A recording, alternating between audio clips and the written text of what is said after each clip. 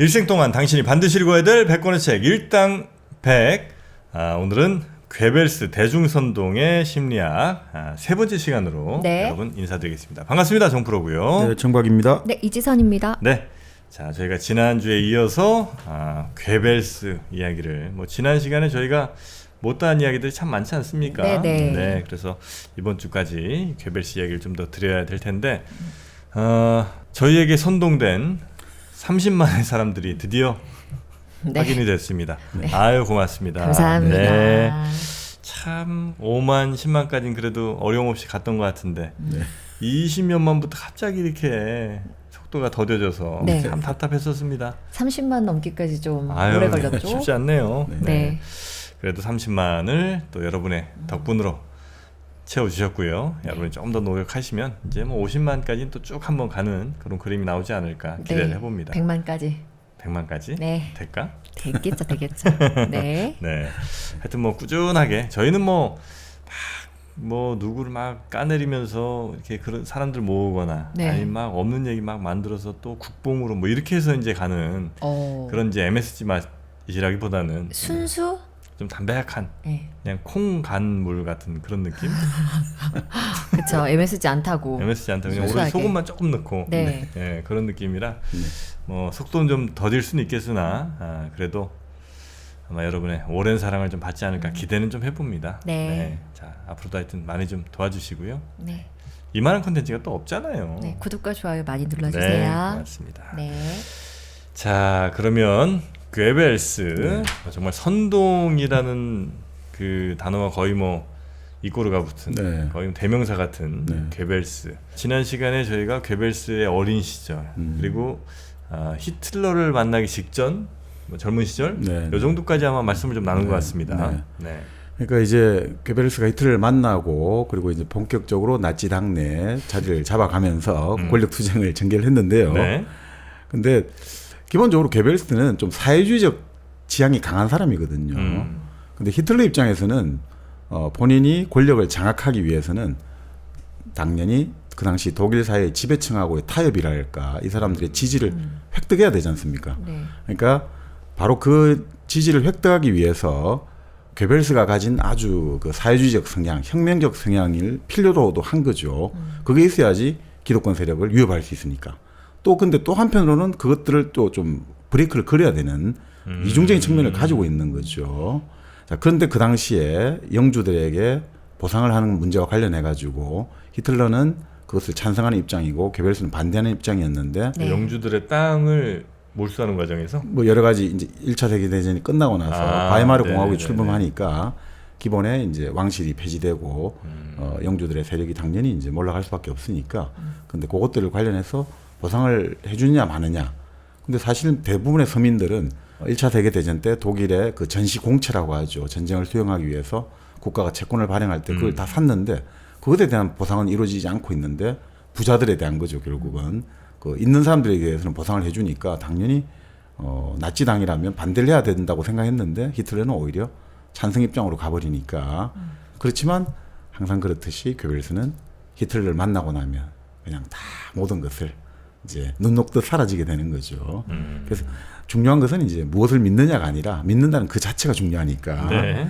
자, 그렇게 해서 이제 사람들이 비판을 많이 할 거 아닙니까? 너 뭐 때문에 침묵을 지키냐? 너 히틀러에게 완전히 이제 무릎을 꿇었구나. 히틀러를 주변에 있는 그 당시 이제 히틀러의 근거지는 독일 남부 미넨 지방이었죠. 미넨 쪽에 무릎을 꿇었다 이런 이제 이야기를 들었지만 결국 히틀러가 미넨으로 괴벨스를 초청해 가지고 아주 기분을 맞춰주거든요. 그러니까 딱 이제 아주 요즘 지금 고급 세단이죠. 벤츠를 딱 보내가지고 여기에 딱 마중을 그만큼 이제 정중하게 너를 딱 우리 마중한다. 그리고 딱 차를 타고 가면서 자 봐라 너 연설 알리는 큰 대형 포스트를 곳곳에 붙여놨지 않았냐. 그 기분 좋게 해준 다음에 이제 결국은 히틀러는 자기 이제 뜻을 관철시키는 거죠. 자, 그러면서 히틀러가 결국 제일 좋은 거는 같이 좀 사적인 친교의 시간을 가져주는 게 이 사람이 나를 특별하게 생각하구나 이런 생각을 할 거 아닙니까?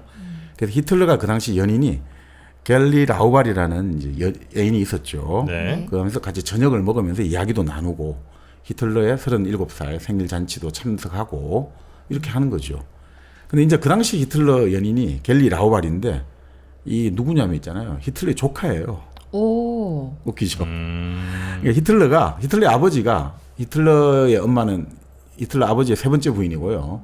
이제 히틀러가 아버지가 두 번째 부인하고 사이에서 난 딸이 이제 안젤라 히틀러라는 이제 히틀러 이복 누나죠. 네. 안젤라 히틀러가 낳은 딸이 바로 겔리 라우발이에요.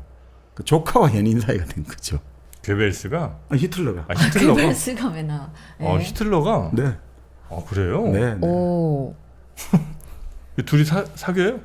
사귀었죠.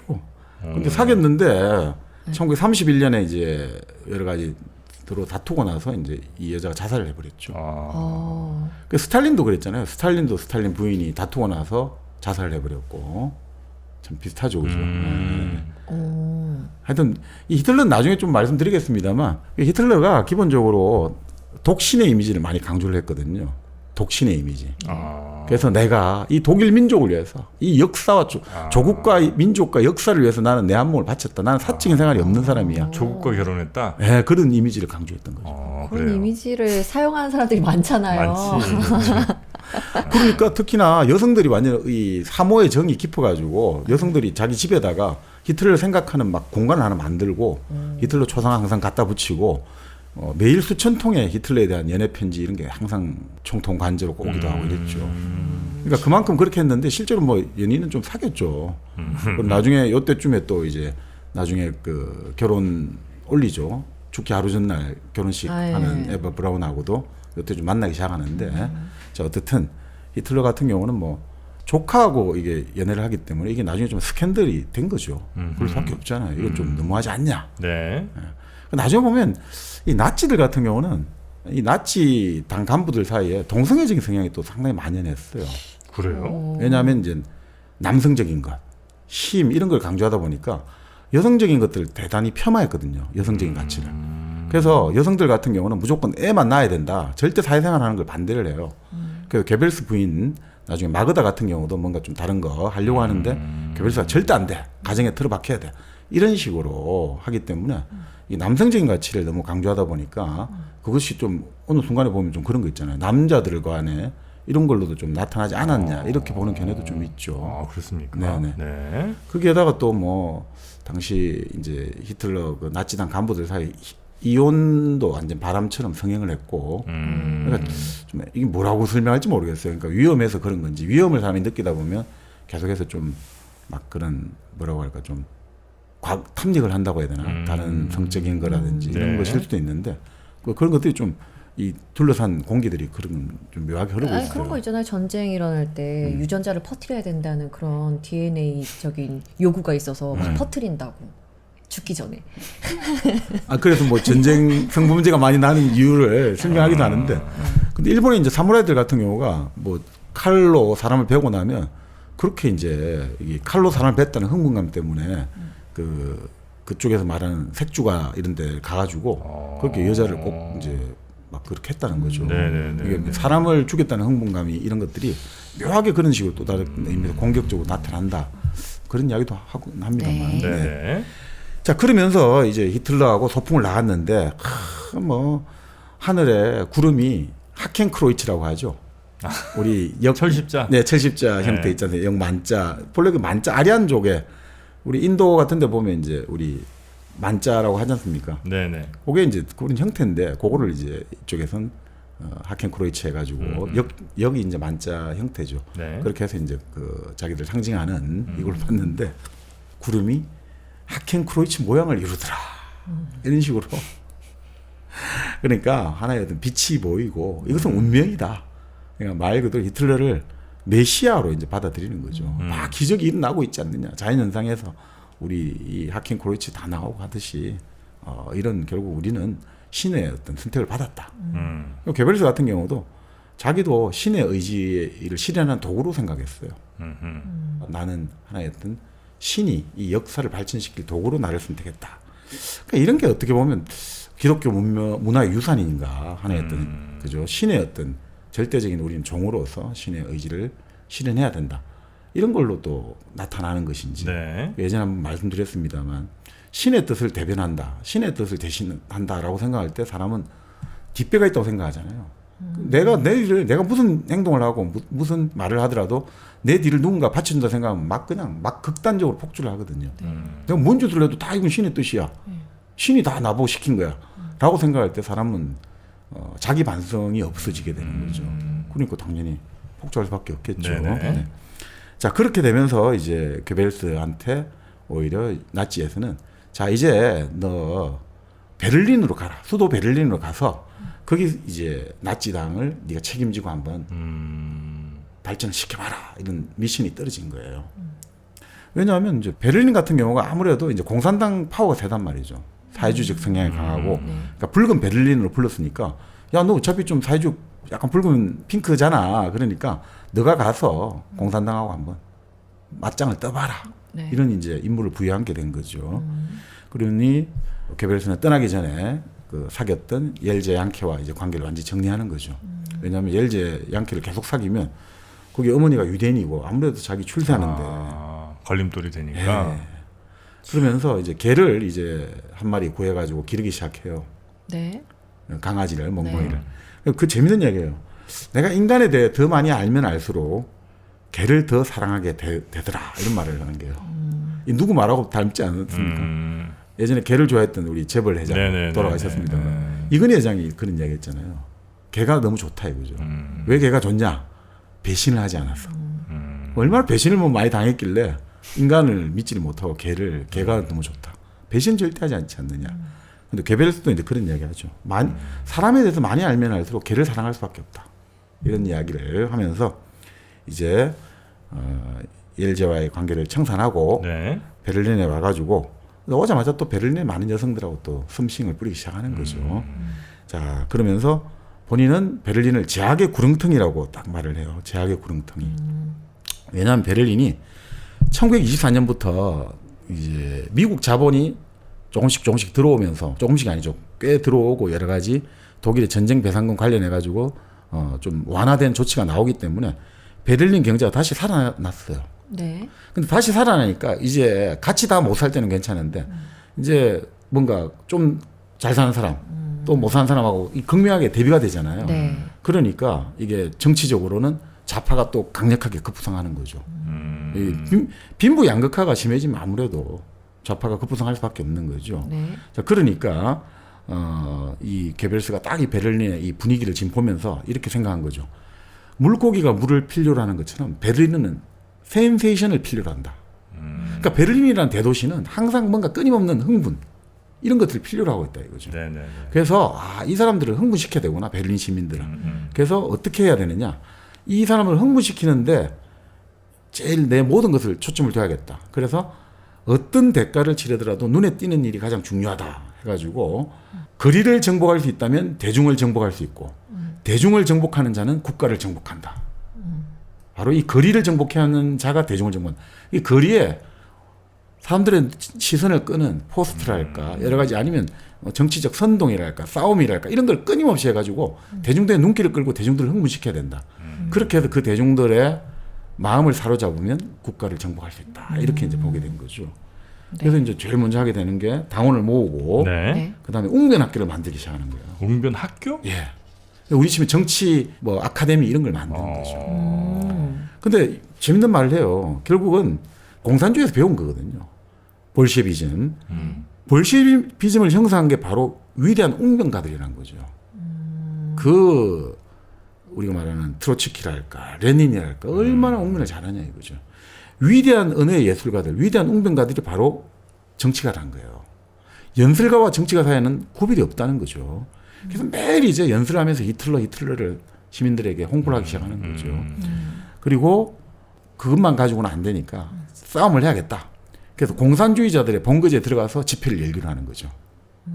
그러니까 우리 치면 프로야구 응원할 때 제가 예전에 95년이었는데 LG하고 롯데가 그 당시 플레이오프인가 준 플레이오프를 했거든요. 네. 그럴 때 저희 선배가 LG 응원석 가서 롯데를 응원하자는 거예요. 그게 너무 재미있다고. 갔죠. 둘이 갔거든요. 타방은 전부 LG고. 그 너무 이 불안한 느낌 있잖아요. 그런데도 이게 스릴이 느껴지는 거 있잖아요. 저희 선배는 큰 소리 치고 저는 가만히 옆에 있었지만 그 사람들의 그 시선을 받으면서 근데 참 이게 묘한 또 이 이게 좀 쾌감이 재미가 있어요? 그런 것 같아요. 네. 그나마 LG라 다행이지. 네. 하나 갔으면 아니 이제 하나는 괜찮아요. 기아 갔으면 이제 그때 이제 문제 터지죠. 기아 롯데전에서 네. 만약에 그런 그렇겠죠. 응원하셨으면 난리 납니다. 아, 저는 항상 선배를 잡고 제발 더 이상 이거부터 하지 말고 그냥 소리도 내지 말고 그냥 가만히 조용히. 네. 자, 왜냐하면 이제 이렇게 가서 싸움이 일어나면 언론이 보도를 해준다 이거죠. 그런 것들. 자, 이렇게 하면서 괴벨스가 군중을 계속 이해하게 되는 거죠. 군중의 문법을 이해하게 되는 거죠. 군중은 결국 감정과 본능에 따라간다. 자, 그리고 우리는 어떻게 해야 되느냐? 항상 그 하켄크로이츠 깃발을 들고 그리고 막 이제 선전선동을 하고 이렇게 하면 결국 이제 사람들이 호응을 하게 되고 그 길 위해서 우리가 이제 이념을 선전해야 되지 않습니까? 우리 나치의 이념은 이렇다. 그것도 아주 재밌는 이야기를 해요. 이념은 매우 간단하고 분명해야 되고 대중이 이해할 수 있는 주제만을 담고 있어야 된다 이거죠.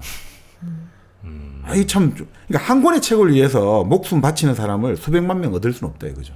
그렇죠. 어떤 책 한 권을 위해서 나 목숨 바칠래 그런 사람은 없는데 그 수백만 명은 복음을 위해서라면 죽기 살기를 각오한다는 거죠.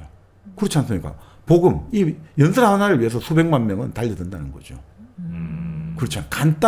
간단하고 심플하고 강력한 그 메시지 하나가 필요한 거지. 막 그게 뭐 복잡한 논리와 그것을 위한 정명과 이런 거 필요 없다 이거죠. 어떻게 보면. 네. 그것들을 이제 강조하는 거죠. 뭐 100년 전이나 지금이나 비슷하네요. 그러니까 이 사실 괴벨스만은 아닙니다만 1차 세계 대전 이후 결국 대중이 나오기 시작했다 했잖아요. 네. 이 전문가가 이제 신뢰를 잃어버리고. 그러면 이 대중을 사로잡은 사람들이 누구냐면 대체로 지금 이것을 이해하는 대중의 논리를 이해하는 사람들이거든요. 레닌, 스탈린, 뭐 트로츠키, 괴벨스, 히틀러, 무솔리니 다 이런 식이에요. 뭐냐면 이런 거죠. 자, 우리의 문제는 간단합니다. 이렇게 설명하는 거예요. 우리의 문제 본질은 간단합니다. 누구 때문입니다라고 딱 설명하는 거죠. 히틀러는 유대인 때문입니다. 여기서는 자본가 때문입니다. 저기서는 뭐 제국주의 때문입니다. 이렇게 간단하게 심플하게 딱 해요. 그렇게 해서 집중적으로 강조를 하는 거예요. 이 유대인들이 전부 모든 걸 하고 있으면 계속 반복 강조를 하고 집중 공격을 하는 거예요. 자, 그런 식으로 해가지고 뭐냐. 이 유대인만 해결되면 이 모든 문제가 풀린다 이거죠. 우리가 지금 우리 독일 민족이 전쟁에서 패전을 하고 패배를 하고 지금 우리가 이렇게 힘들게 사는 건 다 유대인 놈들 때문이에요.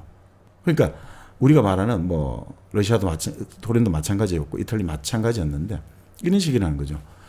내가 혹은 우리 사회가 잘못된 뭔가 제대로 지금 일을 못하는 이유는 우리한테 있는 게 아니라 외부에 있다. 외부에 책임이 있다라고 돌리는 거예요. 영어로 하면 extra punitive. 그러니까 타책성이라고 하죠. 타책. 외부에 다른 쪽에 책임을 돌리는 거예요. 내가 지금 잘 못되고 있는 거는 우리 조직이 우리 국가가 지금 일을 잘 못하고 있는 거는 우리가 잘못해서가 아니라 외부가 지금 우리를 방해하고 있다. 이런 것들이 잘 먹혀드는 거예요. 이 대중들은 간단해하고 단순해야 되니까 그거를 뭐 참 우리가 잘못하는 것도 있고 외부가 잘못 이렇게 하면 안 먹혀드는 거예요. 무조건 유대인 놈들 때문입니다. 무조건 제국주의 때문입니다. 무조건 공산주의 때문입니다. 무조건 뭐 경찰 때문입니다. 무조건 검찰 때문입니다. 이런 식으로 해야지 심플하잖아요. 이것만 해결되면 우리 모든 문제 해결되는 식으로 사람들에게 이야기를 한단 말이죠. 그런데 그런 것들이 지금 100년을 1차 세계대전 이후로 지금까지 계속 이어져 가고 있어요. 네. 그럼 그걸 전달하는 매체도 잡고 있어야 되겠네요. 그렇지 않아요? 그렇습니다. 매체를 잡는 게 굉장히 중요하겠네요. 그래서 항상 그 무솔리니도 그렇고 바로 괴벨스도 이제 신문을 창간하는 거죠. 신문이랄까 잡지를 창간하는 거죠. 그리고 나중에 또 말씀드립니다만 라디오를 딱 장악하는 거죠. 그리고 또 영화를 장악하고 그 당시 이제 추궁기가 유행을 하지 않습니까? 그러면 그 추궁기에 들어갈 그 히틀러가 연설할 5분짜리 음반을 미니 음반을 만들어 갖고 전 우편을 통해 가지고 전 독일 가정에 배포를 하기 시작하는 거죠. 그런 식으로 하게 되는 거죠. 네. 그러니까 뭐 그런 식의 이 사람들이 그렇게 단순하게 메시지를 만들고 집중적으로 네. 반복을 하고 그렇게 해서 사람들을 딱 각인시켜 놓으면 결국 뭐 이렇게 되는 거죠. 사람들 입장에서는 그렇게 단순 명료하게 이렇게 말하니까 아이고 속이 다 시원하네. 저 사람 똑 부러지네. 똑똑하네. 이렇게 해가지고 그 사람들을 밀어주는 거예요. 이 정치 세력을 밀어주는 거예요. 아 역시 이게 제일 시원하고 우리의 딱 그거를 답답한 마음을 뚫어주고 이 사람이야말로 진정한 정치인이다. 우리를 대변해준다. 라는 식으로 해서 이 복잡한 세상, 복잡한 논리를 다 무시해버리고 아니 이것만 하면 문제 다 해결됩니다.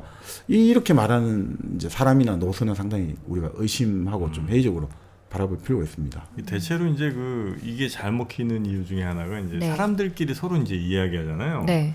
사람들끼리 얘기하다가 뭐 의견 충돌이 이 이슈 관련해서 있을 때 둘이 뭐 100분 토론 나갈 것도 아니고 보통 네. 그냥 둘, 셋, 넷 뭐 이렇게 있을 때 그냥 한두 마디로 완전히 딱 꺾어버리는 게 제일 효과적이거든요. 거기에 맞는 논리 구조를 이 사람들이 제공을 해주면 내 말이 먹히고 이건 딴 사람들도 그냥 그거에 휩쓸려 가거나 혹은 아니라고 생각하더라도 그거 단순한 거 반박하지 못하면 그냥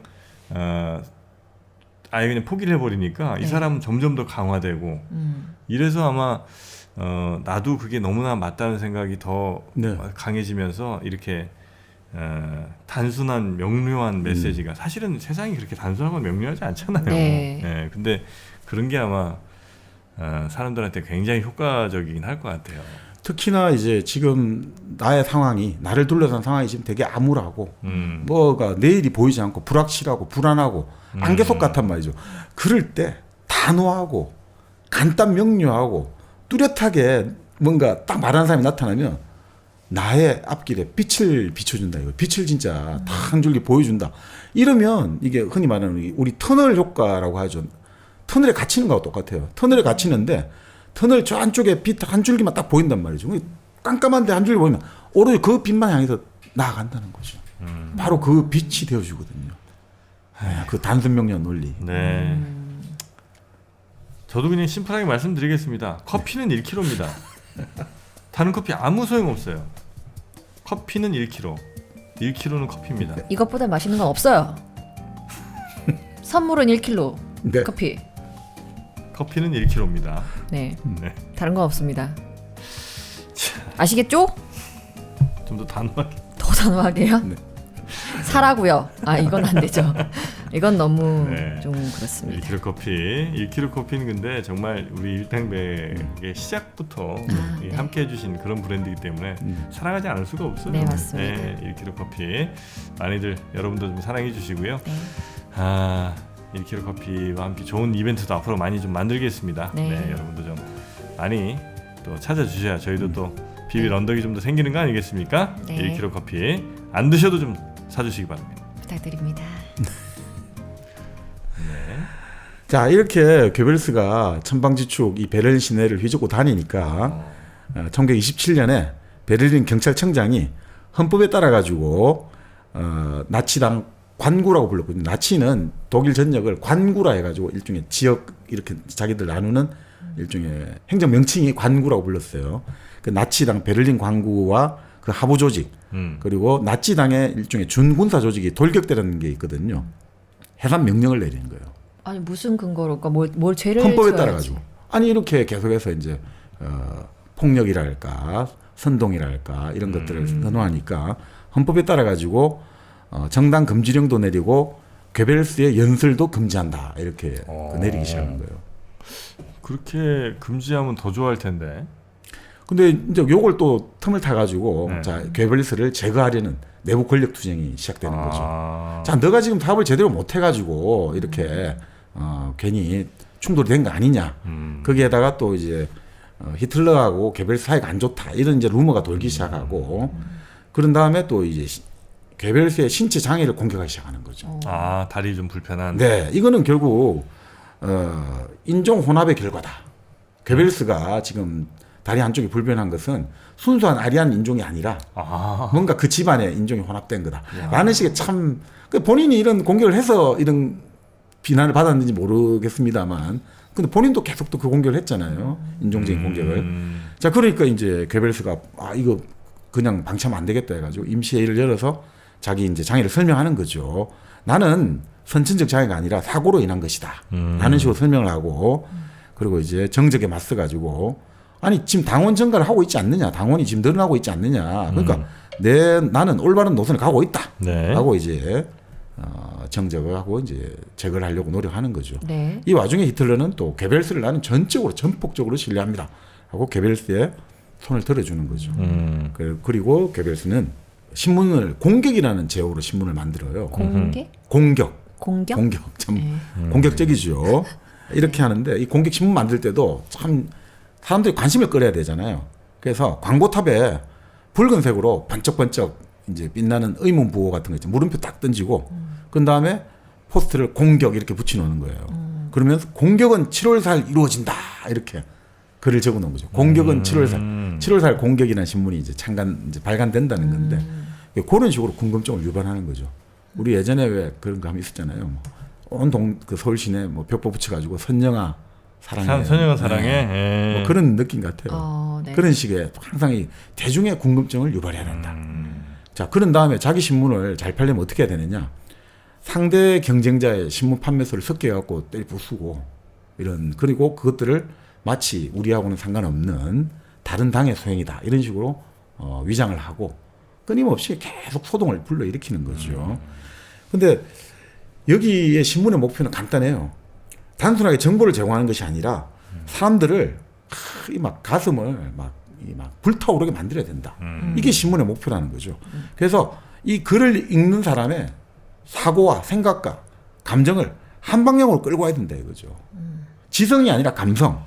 독자를 독자한테 생각을 주고 생각하게 만든 게 아니라 독자를 설득시키는 게 이게 목표라는 거예요. 신문은 정보가 그냥 객관적으로 전달돼야지 좋은 신문 아닙니까? 그 신문의 개념은 아닌 모양이죠. 그렇죠. 이게 바로 어디서 배웠냐면 바로 공산주의자들에게 배운 거는 거죠. 바로 마르크스주의 언론들이 신문은 뭐냐? 종이로 옮겨놓은 가두 연설이다 이렇게 정의를 할 수 있거든요.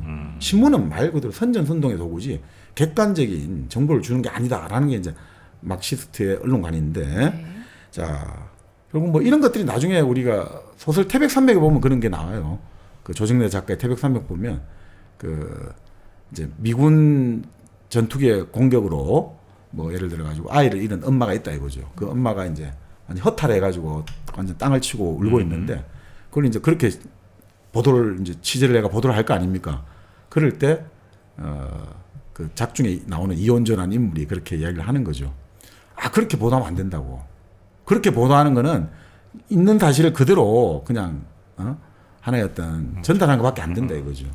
반영하는 정도로 갖고는 안 된다. 그건 비판적 리얼리즘이고 사회주의적 리얼리즘에 입각한 언론 보도는 어떻게 해야 되느냐. 저 어머니의 그 가슴 속에 있는 자기는 지금 인식하지 못하지만 그 적개심을 끌어내야 된다 이거죠. 그래서 아이를 잃고 우는 모습을 보도하면 안 되고 아이를 잃고 울고 마침내 하늘을 보며 일떠서서 이런 식으로 나오는 거예요. 일떠서서 저 뭐 미제국주의의 잔악함을 고발하고 폭로하고 이런 식으로 보도가 돼야지 이것이 전형을 창조하는 보도가다 이런 식으로 나오거든요. 그러니까 그게 이제 그 소설에 나오는 이제 그 흔히 말하는 공산주의자들의 언론관을 보여주는데 이 괴벨스가 바로 그런 것들하고 같이 연관해서 하는 거죠. 그 사람들을 막 들끓게 만드는 그런 이제 찌라시가 아니라 이제 뭐 전단지 같은 거 뭐 신문의 형태를 띈 이런 것들을 이제 계속해서 뿌려대는 거예요. 그렇죠. 그리고 이 공격은 투쟁 대상이 아주 간단하죠. 괴벨스의 원칙은 대중에게 결코 둘 이상의 적을 만들지 말라는 거예요. 적은 딱 하나로 딱 쪼아서 집중해야 된다는 거죠. 누구냐? 유대인이라는 거죠. 전선 확대하지 말고 일단 하나부터 조져라. 네. 그게 바로 히틀러의 나의 투쟁에 제시된 기준이죠. 그 우리 바로 그 영화 주유소 습격사건에 나오지 않습니까? 한 놈만 조진다고요? 그렇습니다. 네. 바로 그겁니다. 자, 그렇게 하면서 이제 자기 그 당시 베를린 나치 광구의 가장 큰 적이 누구냐면 경찰 부청장이 바이스 부청장이라는 사람이 있어요. 이 사람이 유대인 부르주아 집안 출신인데 1차 세계대전에 그 장교로 참전하고 민주당 당원이거든요.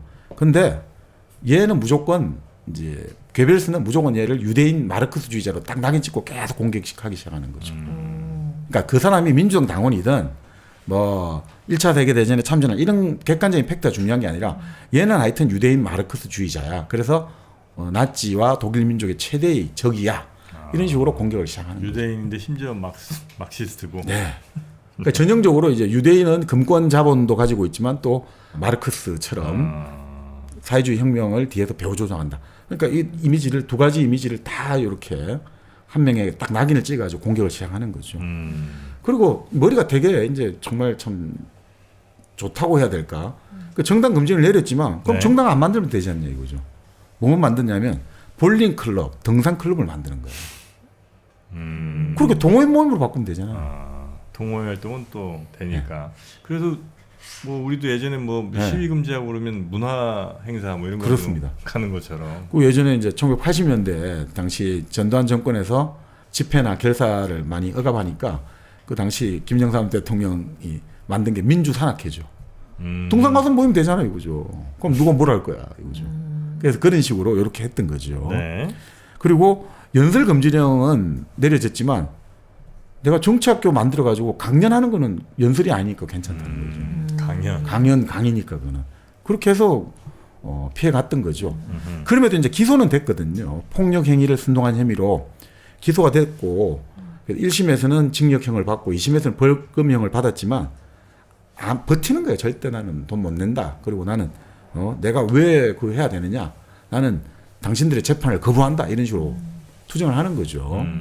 그렇게 해가지고 뭐 또 버티다 보면 결국 또 나치당 금지령이 해제가 되고 이러니까 뭐 그냥 유야무야 돼버리는 거죠. 네. 예. 자, 그 와중에 1928년 이제 선거가 열리는데 제국의회 선거가 열리는데 게벨스도 이제 좀 하도 고소고발을 많이 당하니까 좀 면책특권을 얻고 싶은 거예요. 이때 이제 제국의회도 면책특권이 있었거든요. 네. 그래서 1928년에 의원 후보로 나서게 된 거죠. 나치당 의원 후보로. 아, 이제 제대로 된 좀 제도권 정치 내로. 그렇습니다. 네. 근데 그 당시 이제 나치당이 그 당시 제국의회 의원 정수 500명인데 12명만 들어간 거예요. 28년 선거에서. 네. 그러니까 그렇게 우리 24년 선거보다 전체 득표는 떨어지고 그리고 재미는 못 봤는데 문제는 괴벨스는 어떻든 당당하게 제국의원 배지를 달게 된 거죠. 그러니까 지금 생각하면 그렇지 않습니까? 5년 전만 해도 부모나 애인에게 의지해 살아가던 아주 가련한 참 백수가 이제 제4대 독일 제국의 의원으로 탁 이제 의원님이 되신 거예요. 네. 그러니까 진짜 이 5년간의 이 세월 동안에 완전히 이 사람 벼락출세를 하게 된 거죠. 네. 자, 그렇게 이제 게벨스는 28년에 나치당 의원이 되었는데 게벨스를 기다리고 있는 게 이제 또 미정유의 세계사적 사건이 일어나기 시작하는 거죠. 뭐예요? 세계 대공황이 이제 29년 일어나죠. 그게 이제 큰 기회가 또 되는군요. 그렇습니다. 그러니까 1928년부터 독일 경기가 하락하기 시작해요. 24년부터는 미국 자본 들어와서 좀 좋아지다가 네네. 28년부터 하락하기 시작하거든요. 자, 그러니까 지금 이게 사람들이 너무 힘들어지잖아요. 실업자가 또 갑자기 2배씩 늘어나요. 그러니까 뭐 갑자기 뭐 실업자 100만 있다가 200만 되고 하니까 이게 뭐 갑자기 살기가 힘들어지니까 사람들은 내가 왜 살기가 힘들어지고 내가 왜 일자리를 잃었지 이러니까 결국 또 이 나치에게 사람들이 몰려가는 거죠. 뭐 나치가 뭐 국제 유대 자본의 음모 이런 게 중요한 게 아니라 어떻든 현실이 지금 너무 힘든데 고통스러운데 나치당은 뭔가 자 이게 고통의 원인은 이것 때문에 우리가 해결해 줄 수 있다라는 식으로 선전하니까 사람들은 그래 지금 이 내가 일자리를 얻을 수 있다면 악마에게 영혼이 팔고 싶어 이런 심정으로 쫙 가는 거죠. 네네. 그래서 사람들은 대중들은 특히 그런데 지금 우리가 받고 있는 고통의 원인을 단순하게 설명하고 우리가 그것을 해결해 주겠다. 우리가 도와주겠다. 이러면 넘어간단 말이죠. 이게 뭐 전 세계 어디 하나 똑같아요. 바로 이때 나치당하는데 급속도로 넘어가기 시작하는 거죠. 실업자가 2배, 3배 늘면서 나치당 지지세도 갑자기 늘어나기 시작하는 거죠. 네. 그러니까 뭐 또 설득력이 있다는 거죠. 자, 왜 그런 줄 아냐? 이런 거죠. 국제 유대인이 지금 경제를 망치고 있습니다. 자, 보세요. 베를린의 주식시장을 만든 사람도 유대인이에요. 우리 독일의 주식과 채권을 대부분 가진 사람도 유대인이에요. 독일은행을 소유한 사람도 유대인입니다. 그러니까 우리가 힘든 거는 저 유대인들이 모든 돈과 자본을 다 갖고 있어 우리 힘든 거예요. 라고 하니까 사람들 입장에서 전부 다 맞는 말이야. 그런 생각이 들지 않습니까? 돈 가진 애는 우리 독일이 아니라 유대인이네. 쟤들이 왜 여기 와서 잘 살고 있는 거야. 그런 느낌이 확 드는 거죠. 그러니까 이 문제의 본질 아주 단순하게 만들고 네. 만악의 근원은 유대인이다. 이 유대인만 제거하면 모든 문제는 해결됩니다. 라고 딱 설명하는 거죠. 그러니까 너무 시원하지 않습니까? 이 뭔가 내가 살아가는 게 힘든 게 원인을 못 찾고 어디 점장이라도 찾아가야 되나 답답한데 다 필요 없습니다. 다 유대인 때문입니다. 우리 나치가 그걸 해결해 드리겠습니다. 하니까 박수 되는 거죠. 요즘 우리 또 제 같이 방송하는 친구도 그렇고 네. 저도 그렇고 네. 눈, 뭐 목 이런 걸로 고생들 많이 하지 않습니까? 네. 다 이게 독서대가 없어서 그렇습니다. 아, 독서대 때문이구만. 독서대 아주 혼쭐 내줘야 되겠구만. 독서대만 있었어도 이런 일은 일어나지 않았습니다. 네. 네. 자, 여러분 독서대로 네. 우리 목 건강도 지키고 눈 건강도 한번 지켜봅시다. 우리 독서대로 하나 됩시다. 아, 개별스야. 거의 개별스야. 네, 네. 하여튼 우리 리드모아 독서대 이거는 근데 진짜 편하니까 네. 탄탄합니다 밑에가. 네, 안정적인 독서대로 여러분 목 건강 이렇게 항상 이렇게 굽어 있는 상태 정말 안 좋습니다. 목에 너무 부담이 됩니다. 항상 목 꼿꼿하게 펴신 그 자세가 좋은데 그 자세에도 역시 그 독서대가 아주 바람직하고요. 네. 눈에도 역시 가장 눈이 편한 그 독서 각도를 좀 맞춰서 읽으시면 좋겠습니다. 네. 책 좋아하신 여러분들이니까 특별히 말씀드리는 겁니다. 네. 리드모아 독서대 네이버에서 꼭 한번 검색해 보시기 바랍니다. 그렇게 간략한 아주 심플한 메시지 사람들이 분노할 수 있게 만들어주고 그 하나의 적으로 집중시켜주고 그렇습니다. 네, 그게 이제 괴볼스의 아주 전략적 그렇죠. 선전의 가장 기본 구도가 딱 그겁니다. 단순화시키고 네. 반복해서 공격하고 그런 다음에 이제 끊임없이 이 모든 문제의 만화의 근원은 유대인이고 이것이 해결되면 우리는 다 잘 살 수 있습니다. 거기다 이제 경제 공황까지 오면서 사람들은 더 불안해하고 더 힘들어하니까 그렇습니다. 오히려 더 매달리고. 네. 자 그러다 보니 이제 뭐 게벨스는 당내 경쟁자를 다 이제 권력 투쟁을 해가지고 제거를 하고 결국 히틀러로부터 너를 이제 우리가 집권하면 제국 선전책에 임명하겠다 이런 이제 약속도 받아내고 또 당시 이제 독일 민족의 영웅이었던 힌덴부르크 대통령이 있었거든요. 그 힌덴부르크 대통령까지도 이제 막 그냥 조지는 죄송합니다. 막 이제 비판하기 시작하는 거예요. 그래가지고 명예훼손 혐의로 걸렸단 말이죠. 근데 아주 최후 진술에서 진짜 교활한다고 해야 될까 머리를 잘 쓰거든요. 이 재판부에는 유대인 2명이 포함되어 있다. 판사 2명이 유대인이야. 그러니까 유죄 판결을 난 받을 것으로 확신한다.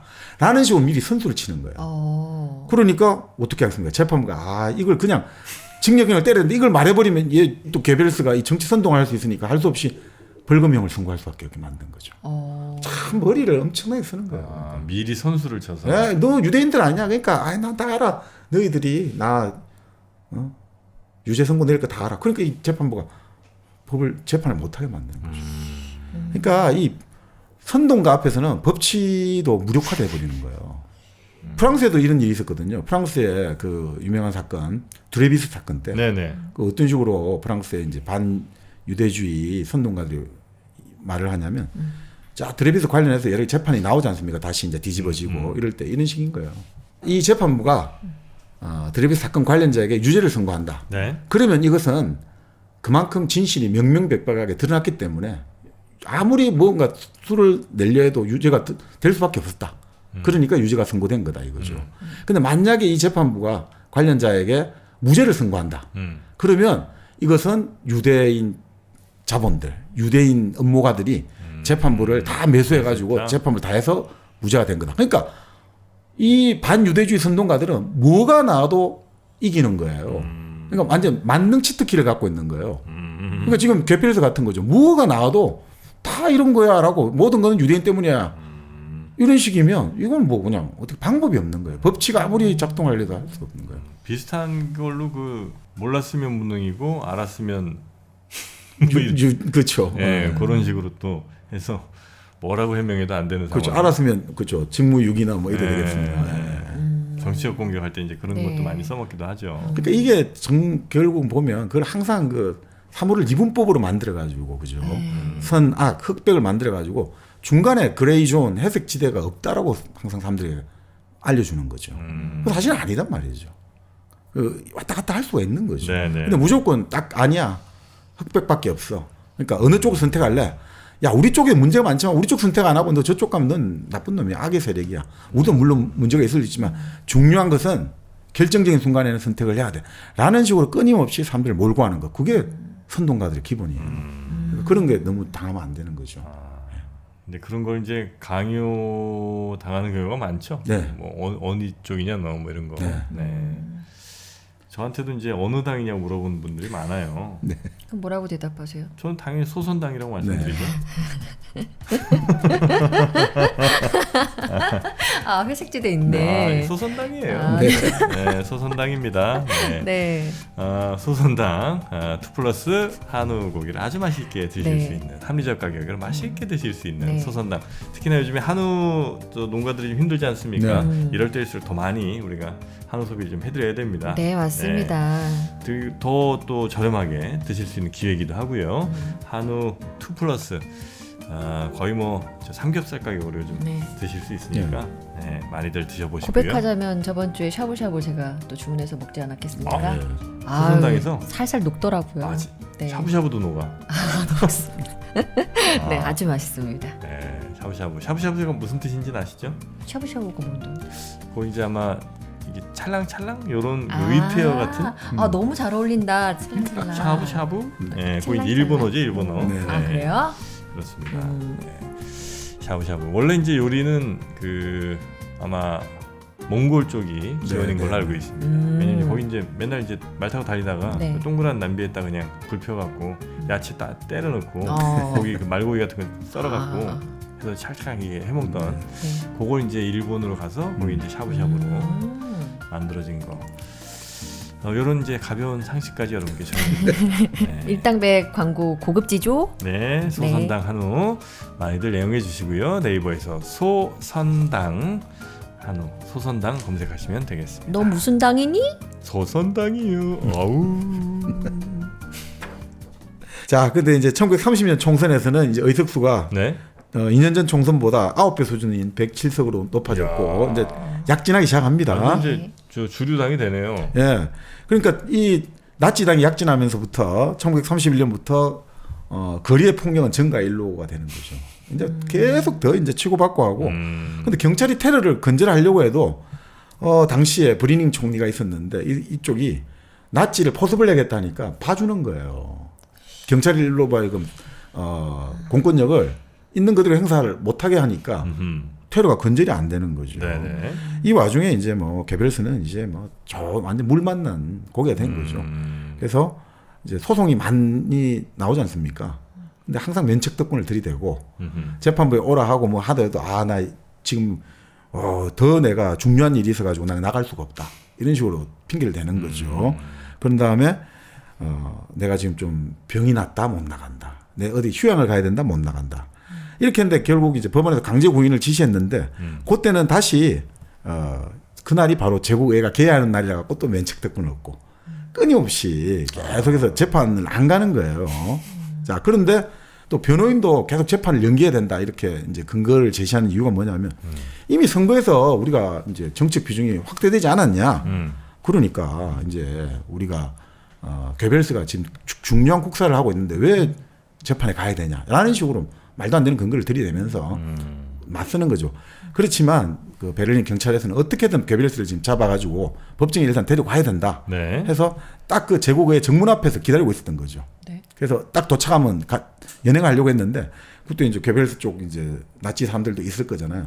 몸싸움하는 와중에 괴벨스가 의사단으로 숨어 들어간 거죠. 그 몰래 딱 잘 달려 들어가가지고 가면서 이제 그런 이야기를 한 거죠.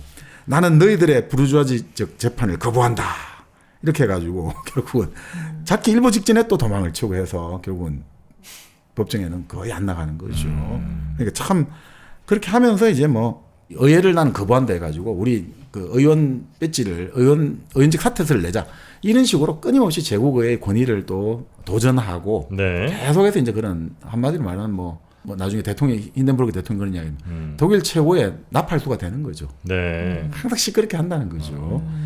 그 와중에 이제 실업자는 계속 늘어나고 그리고 이제 기아 그리고 궁핍 절망이 이제 미정유의 규모로 확산되고 있는 거죠. 네. 그리고 이 와중에 나치당이 커지잖아요. 커지니까 이제 내부 충돌이 불가피하게 벌어질 수밖에 없어요. 대표적인 게 돌격대 총참모장 렘이라는 사람이 있는데 이 돌격대한 사람들이 그런 거예요. 아니 우리는 말 그대로 중군사 조직이니까 무조건 부딪혀야 된다 이거죠.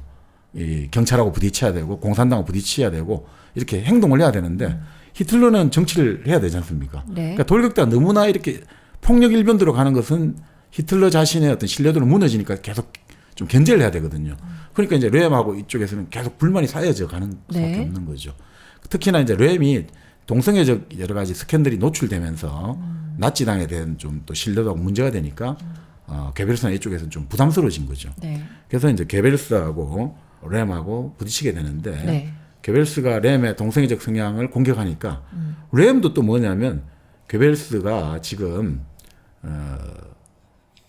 결혼하려고 하는 마그다라는 아주 부르주아지 여성이 있는데 그 마그다가 전 남편하고 사이에 난 아들을 노리고 있다. 이런 식으로 마치 소아성애자인 것처럼 이런 식으로 공격을 하고 네. 그러니까 막 이런 식이 그냥 된 거예요. 여기도. 이 당시 어떻든 이 독일 사회 내부를 둘러싼 나치의 어떤 지도급 인사들이 보여주는 성적 취향이라는 것들이 네. 당시 독일 사회의 일반적인 분위기하고는 좀 충돌하는 지점들이 아주 많았던 것 같습니다. 이게 사실로 밝혀지진 않은 거 아니에요? 어떤 동성애라든지. 램 같은 경우는 그 편지 같은 경우가 다 나타났죠. 나타났고요. 예, 예. 자, 그 와중에 이제 괴벨스는 1931년 12월 19일 날 마그다라는 여성과 결혼을 하게 됩니다. 네. 그리고 결혼하면서 선물로 10살 된 어부 아들도 같이 마그다가 데리고 오죠. 근데 이 괴벨스는 이게 너무 좋았던 거죠. 왜냐하면 자기 자신이 집안이 좀 한미한 집안이잖아요. 그런데 마그다는 집안이 부르주아하고 또 마그다는 전형적인 독일 여성이거든요. 금발에 파란 눈. 그래서 히틀러도 너무 좋아하는 거예요. 이 사람은 전형적인 우리 독일의 어머니다. 독일의 여성이다. 그렇게 해서 괴벨스도 좋아하는 만큼 마그다를 아주 이제 아껴주는 거죠. 네. 자, 이럴 때 이제 괴벨스는 1932년 대선에서는 이제 히틀러가 대선 후보로 출마해야 됩니다. 이런 식으로 히틀러를 계속 띄우기 시작하는 거죠. 자, 그렇게 하면서 히틀러 연설을 하는 집회에서 괴벨스가 본격적으로 연출을 하기 시작하는데 참 연출을 잘해요. 나중에 집회를 보면. 네. 먼저 뭐 나중에 집회도 그렇습니다만 먼저 나치당의 대원이 오면 30분 전부터 계속 박수치고 경례하고 막 선 들어올 때마다 이렇게 하거든요. 그 다음에 간부들이 들어오면 박수치고 그 다음에 자기가 연설을 멋지게 하는 거죠. 이제 딱 이제 히틀러가 들어오기 직전에 연설을 네. 멋지게 하는데 좀 뜸을 들여요. 히틀러 들어올 때까지. 침묵에 사람들 딱 집중한 다음에 히틀러가 쫙 들어오지 않습니까? 그럼 모든 불빛을 다 끄고 오로지 하나의 전등 그 스치라이트 같은 게 있죠. 탐조등만 히틀러를 쫙 비치는 거예요. 그럼 그 분위기를 생각해 보세요. 이 수많은 사람이 모였는데 오로지 불빛 하나가 다 히틀러만 비추고 있다고 생각해 보세요. 그 모든 사람의 눈 시선이 딱 히틀러만을 집중할 수밖에 없잖아요. 이런 참 뭐 사람을 들었다 놨다 하는 재주가 엄청 많았는데 특히나 이제 뭐 들어올 때 이제 돌격대가 북소리를 내고 또 군사 프레이드 행진하고 깃발이 먼저 쫙쫙 들어오는 거 있죠. 깃발이 쫙 우리도 뭐 그런 행사할 때 보면 나오잖아요. 깃발이 먼저 오잖아요. 이 괴벨스가 이런 걸 참 잘해요. 쫙 하고 특히나 이제 이 당시 대선 때 항공 유세를 괴벨스가 도입을 하기 시작하거든요. 항공 유세. 비행기 타고 독일 전역을 돌아다니는 거예요. 그래서 마치 그러니까 비행기란 게 무솔리니도 그래서 비행기 조종수를 배웠습니다만 파시스트들 파시즘에서는 비행기가 파시즘을 상징하는 거예요. 마치 하늘에서 뭔가 날려온다 이거죠. 지도자가 하늘에서 강림하는 거죠. 그 하늘을 돌아다니고 그리고 이게 과학의 상징 아니냐 이거죠. 과학의 상징. 그 과학을 우리는 이용한다. 그러니까 이 파시즘 입장에서는 과학과 인종주의와 민족주의 결합할 때 가장 좋은 아이콘이 비행기였거든요. 그래서 이제 히틀러는 비행 유세, 항공 유세를 통해 가지고 하늘에 내려오니까 마치 구원자 같잖아요, 메시아 같잖아요. 이런 이미지를 연출하고 이 또 지론이 게벨리 지론은 득표수는 선전물의 양에 따라 결정된다 이거예요. 무조건 선전을 막 뿌려라, 뿌리면 양만큼 결정된다 이거죠. 그래서 포스터 50만 장을 전국에 뿌리는 거죠. 포스터 뿌리고 그런 다음에 축원기용 음반, 아까 미니 음반을 만들어가지고 네. 현재 넣어가지고 우편 발송을 하거든요. 그럼 요걸 딱 우리 축원기 같은데 걸면 히틀러 연설이 나오는 거죠. 그걸 이제 뿌리고 그다음 유성 영화 있죠. 네. 그 터키 그때 영화가 이제 본격적으로 제작되기 시작하니까 그걸 활용해갖고 그것도 10분 분량을 준비해가지고 대도시의 광장이랄까 그리고 영화관에서 상영을 하는 거예요. 돈 엄청 썼겠네. 이쪽. 돈들이 들어오는 거죠 이제. 그러니까 이 영화를 하니까 독일 사람들에게 히틀러는 말 그대로 편지에 있는 거예요. 신처럼 언제 어디서나 다 있는 거예요. 그렇잖아요. 영화관에도 있고 대도시의 광장에도 있고 집에서 축원기 음반에도 있고 히틀러 어디 가도 볼 수 있고 들을 수 있는 거죠. 이런 식으로 해가지고 마치 이제 히틀러를 신화화시켰는데 현대적인 선거전이 바로 게펠스부터 나온 거예요. 이게 이렇게 지금 하는 것들. 유인물 홍수를 뿌리고 추궁기 동원하고 비행기 항공 유세하고 음반 영화 다 이 괴벨스가 처음 시작한 거예요. 그러면서 괴벨스를 딱 만드는 거예요. 괴벨스 보십시오. 이 사람은 민족의 고난을 온몸으로 체험한 사람입니다. 이 사람은 오스트리아인으로 태어나지 않았습니까? 변방 아닙니까? 독일. 거기서 태어나가지고 과거 우리말로 하면 건설 노동자였습니다. 정말 이 사람 일용 노동자 힘들게 살았습니다. 그렇지만 이 사람은 1차 세계대전에서 전방에서 싸운 군인이었습니다. 그래서 또 상처를 입었습니다. 독가스로 눈을 다쳤습니다. 이렇게 하면서 이 사람은 노동자 계급과 우리 참전 용사들 모든 사람들의 이해를 대변한 사람입니다. 고생해본 사람이 압니다. 노동자였습니다. 이 사람이 노동자였으니까 노동자 마음 압니다. 이 사람 군인이었습니다. 군인 마음 압니다. 이렇게 하면서 쫙 힘을 다 가지고 가는 거예요. 이게 본래 독재적인 지도자들이 자기의 어떤 신상들을 많이 강조하거든요. 내가 이렇게 살아왔다. 예를 들어 뭐 북한의 김일성 같은 경우 항일 무장투쟁 이런 걸 엄청 강조하는 거예요. 낙엽으로 배 만들고, 네, 솔방울로 수류탄을 만들고. 네. 그러니까 그런 식의 이제 그 자기 어떤 그걸 강조하는데 히틀러가 이걸 괴벨스가 강조를 했고, 히틀러는 여기서 뭐 결국 결선 투표까지는 올라가지만 이제 실패를 해요. 힌덴부르크가 다시 대통령이 그래요? 됩니다. 그렇지만 괴벨스는 절대 기가 죽지 않죠. 한 번의 전투에서 실패했다고 해서 전쟁의 승패가 결정된 건 아니다. 그 몇 년쯤이에요, 이게? 이게 이제 1932년 대선이었죠. 그럼 이제 조금 지나서 이제 2차 대전 이제 시작. 2차 세계 대전을 우리가 1939년 보통 이제 9월 달인가요? 폴란드를 침략한 거를 2차 세계 대전 시작을 보는데 사실 그 전에 체코를 공격해서 들어가고 오스트리아를 합병하고 이 과정들이 실질적으로는 이제 계속해서 전쟁으로 나아가는 연속적인 과정이었다고 볼 수 있죠. 자, 그렇게 괴벨스와 또 히틀러가 대선까지 가서 거의 뭐 1등을 위협하는 수준까지 올라간 거죠. 빠른 시간 안에 하여튼 여러 조건들이 좀 잘 맞아 떨어지면서 또 물론 이제 괴벨스가 워낙 잘한 것도 있었겠습니다만 그래서 이제 아주 중요한 정치 세력으로 완전히 이제 자리를 잡았고요. 이렇게 괴벨스와 히틀러가 이 독일 1차 대전 이후에 아주 굉장히 힘든 독일 더군다나 이제 그 미국발 금융위기가 아니죠. 대공황으로 인한 굉장히 어려운 속에서 그런 아주 약점들을 잘 파고들어서 아주 큰 정치 세력으로 급부상하는 그런 상황이 이제 왔다는 거네요. 그렇죠. 그리고 그 이후에 나치에게 승승장구의 기회만 열린 건 아니고 또 여러 가지 뭐 돌격대랄까 친위대가 금지 조치가 내려지고 여러 가지 또 정치 고비가 생겨납니다. 그런데 그럼에도 불구하고 당시 이제 독일의 그 일종의 지배 세력들이라고 해야 될까 그 전통적인 귀족 정치인들 입장에서는 충분히 이제 히틀러나 나치를 제어 가능하다고 보고 이 와중에서 자꾸 이 나치 쪽을 제어하려고 하다 보니까 기회가 찾아온 거죠. 그래서 자기들끼리 다툼 속에서 결국은 히틀러에게 기회가 찾아와가지고 결국 1933년 1월 30일 날 히틀러가 제국 총리로 임명이 됩니다. 총리로 임명이 됩니다. 힌덴부르크 대통령이 이제 히틀러를 그 당시 1차 세계대전 때는 상병이었잖아요. 힌덴부르크는 원수였고 원수가 상병에게 이제 제국 총리 임명장을 주는 거예요. 이러면서 결국 이제 완전히 이제 히틀러가 권력을 거의 뭐 8분 능선을 다 잡아버린 거죠. 그때 그런 이야기는 돌았거든요. 이 힌덴부르크 원수가 히틀러에게 약점을 잡혔다. 뭐냐 하면 후원금으로 구입한 농장을 아들에게 명의 변경을 했는데 그걸 약점을 잡고 있다라든지 힌덴부르크의 정치적 기반이 동프로이센 지역이거든요. 지주 집안들이거든요. 거기에 경제 지원을 하는 과정에서 그 지원금을 배분하는 과정에서 힌덴부르크 집안 인사가 연루가 돼 있다. 이런 약점을 잡아가지고 총리로 시켜달라 했다는 이야기도 있는데 어떻든 이것이 되면서 결국은 완전히 나치는 이제 권력을 거의 다 잡은 거죠. 그때 이제 괴벨스는 이런 이야기를 하는 거죠. 이제 완전 홍보 신이 나는 거죠. 일개 상병이 또 왕가를 계승하다니 이것은 기적이 아닌가 하던 거죠. 1차 세계대전 때 지금부터 단 몇 년 전입니까? 단 30 지금 3년이니까 1918년에 1차 세계대전이 끝났지 않습니까? 고작 15년. 그 전에 15년 전에 상병 출신이 이제 왕이 됐다는 거죠.